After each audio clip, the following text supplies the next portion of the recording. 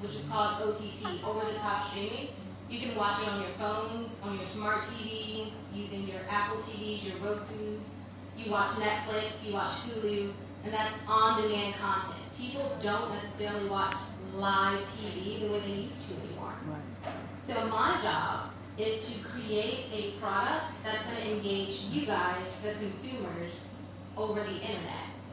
So you may have heard of HBO Now or ESPN Go. If you're watching the Patriots win the Super Bowl, shout out to the Patriots. I'm the nerve of you. I'm so glad we prayed before this panel. I'm so glad we prayed before this. You can easily check those stats, or you can just Google it. But ESPN, HBO Now, and now we have CNN Go. CNN Go is an application that exists on Roku, Apple TV, Fire TV. My job is to figure out which platform should we build a product on and how to personalize that product and work with our editorial team to take that content that's on live TV and put it on a digital platform so that you guys can watch CNN whenever you want. So going back to the question, integrity, and where does integrity come into play with digital marketing or digital branding or just digital in general? We could easily build a product and throw in about 15 ads every second and just make some money and go. But for the consumer, if you're watching, let's say, anyone's favorite show, House of Cards on Netflix, would you want to continue watching your favorite show on that platform if every 15 seconds you had to sit through an ad? No, probably not. That is the integrity to the consumer. My job is to think about the consumer first, but also build, I have a team that builds digital products that you guys want to use. So I have integrity to the business, to where that product needs to make money. But I have integrity to the consumer, to where you guys need to want to engage. You need to want to open up your Uber app and use it. And not use, what's that competing app that Uber? Lyft, L-Y-F-T, Lyft. I don't even know what it is. I'm an Uber girl. Uber. But to make you want to watch CNN and not watch Fox. And that integrity, how I carry that is through the features that are on our products. And not just the features or how the product works, but I need to make sure I'm working with our editorial team to make sure the content that you guys are watching is what you actually want to watch. If you guys wanted to see, let's say, Hillary, but all we aired was Trump, would that be fair? No. So from a news organization perspective, it's not the same case for people who are just original content focused, such as Netflix or HBO, but we have to make sure we have that integrity to our consumers. So even though it is digital, integrity also goes back to editorial, just from that perspective. And just to summarize everything that I said, in digital branding, you have to make sure that you are being loyal to the people who are going to be engaging with those products. I have to understand you guys. I have to understand where you're from, where you work, what you like to watch, what time do you watch content? Is it after work? Is it before work? I need to understand every single thing about the consumer who's going to be engaging with our products so that we can place marketing around it, promotions around it, and build a product that you guys will love. So I hope that answers your question. It does. I do have another question for you, however. And my question is, you stated some things that were that I find key and critical in business and marketing, strategic marketing. You talked about knowing your customer base. You talked about understanding the market. How critical is it to perform market research when you are promoting a brand? How do we effectively promote our brands? What does it entail? What is, in your simplest way, Amber? You know I'm lengthy, but what's the best way to decipher, determine, identify your market, your customer base, and how to not just reach them, but maintain your customer base and then grow it? That is a great question, and I will Thank you. try to say it very, very simply. This is going to be geared towards more of those of you who have a business and you want to understand how to actually reach consumers. Might sound boring, but data. Data, data, data, data. Because I work in digital, data is my life. And not just digital, but for me in general, I just love looking at data and statistical analysis and all of that jazz. But you need to be able to collect data and understand it to understand your consumer. So I don't know if you guys have heard of big data or Internet of Everything and the connectedness, how now your iPhone connects to your TV and your TV connects to your laptop. All of those connections create some sort of data. Every time you log into your favorite product, that is data about you. And on the business side, if you're not collecting data, you should figure out ways to collect data because there's no other way to understand your consumer besides collecting some type of data. It doesn't have to be numbers. It could be qualitative data, which is sending out a survey. What do you like most? How often do you use our product? Do you use any of our competitor products? And collect quantitative data because those two paired together, you can do the type of analysis to truly understand.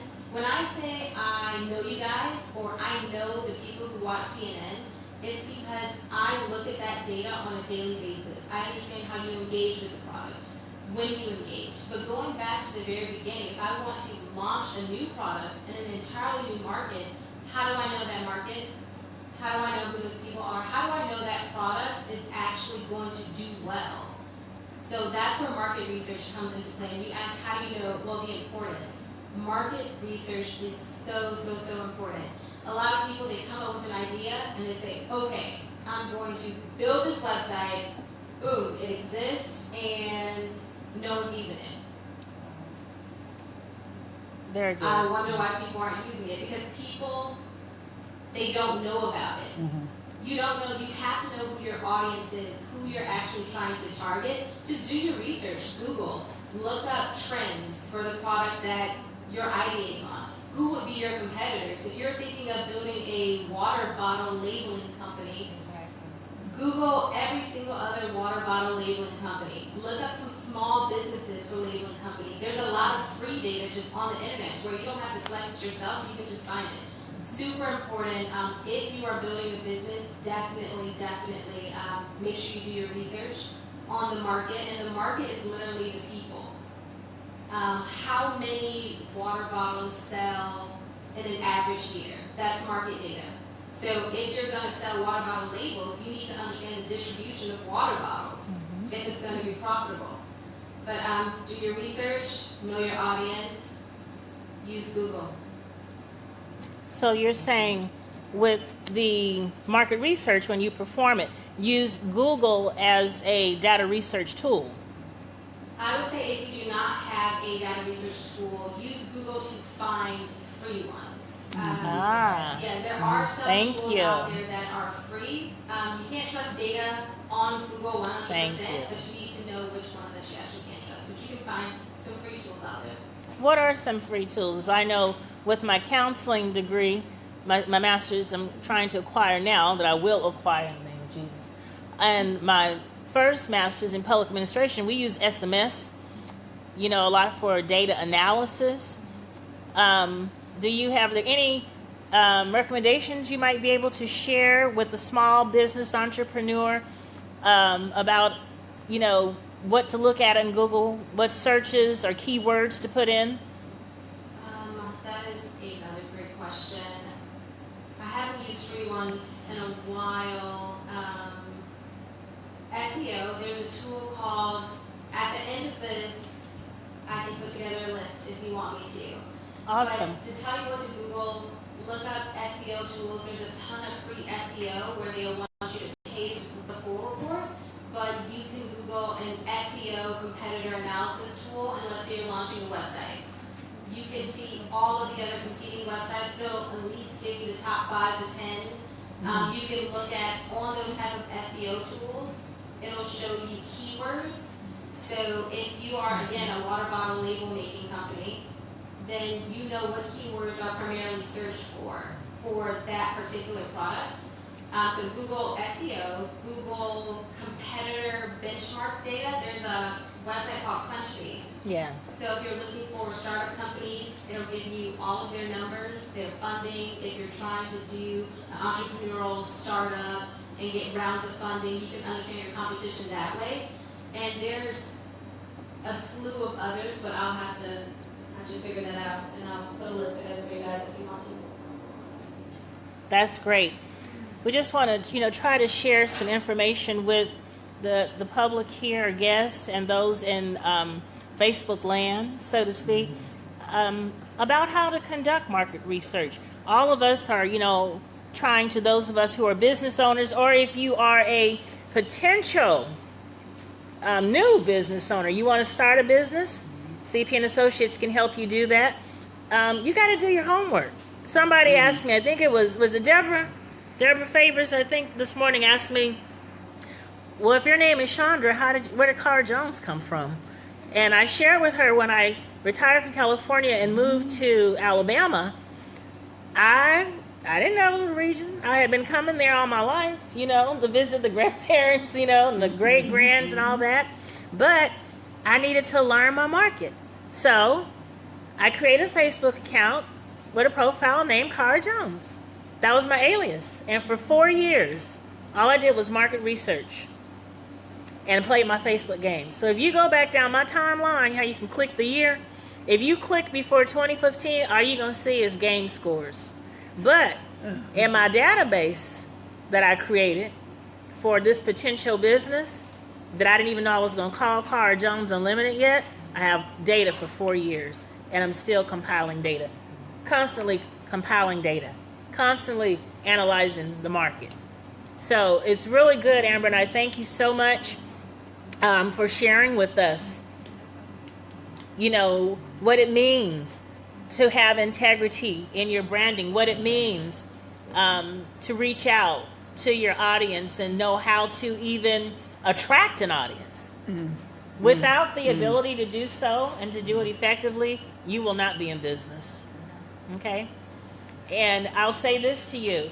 People often talk about numbers, talk about crowds. Yeah, we want all that. But you know what? I'm going to be honest with you.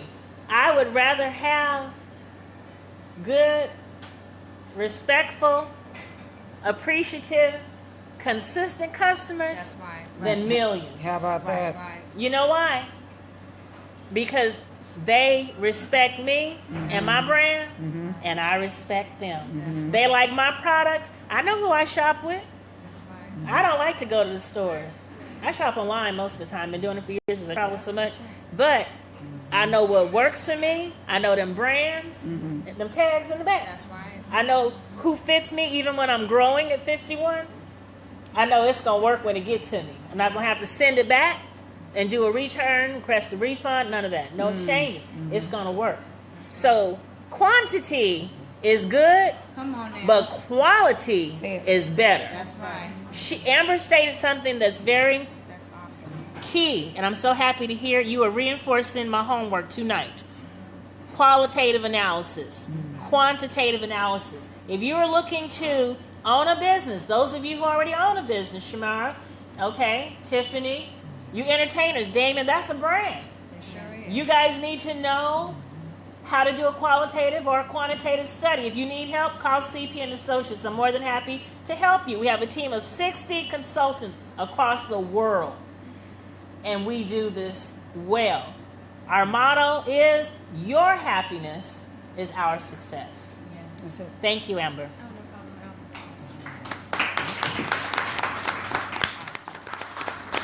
I'd like to invite a beautiful young lady that I met last year in Birmingham.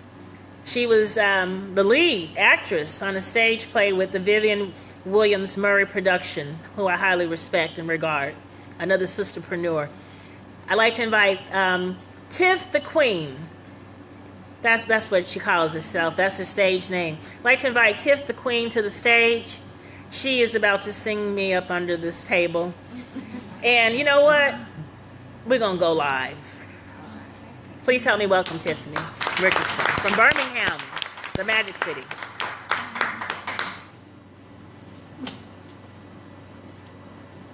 Y'all say hi. Say hi. Rita. Hi. Hi, people. Say hi, people. Smile, girls. I love it. Okay. Eva. Testing. Hi everybody. How you guys doing? All right. My name is Miss Tiffany Richardson. I go by Queen. That is my artistry name. And I'm from Birmingham, Alabama. And I'm going to sing a song off my album, which I think is good to go with the integrity, go with the theme for today. And it's called All My Love. And it's off my album called Ghetto Fairy Tales. And I'm ready when you are, DJ.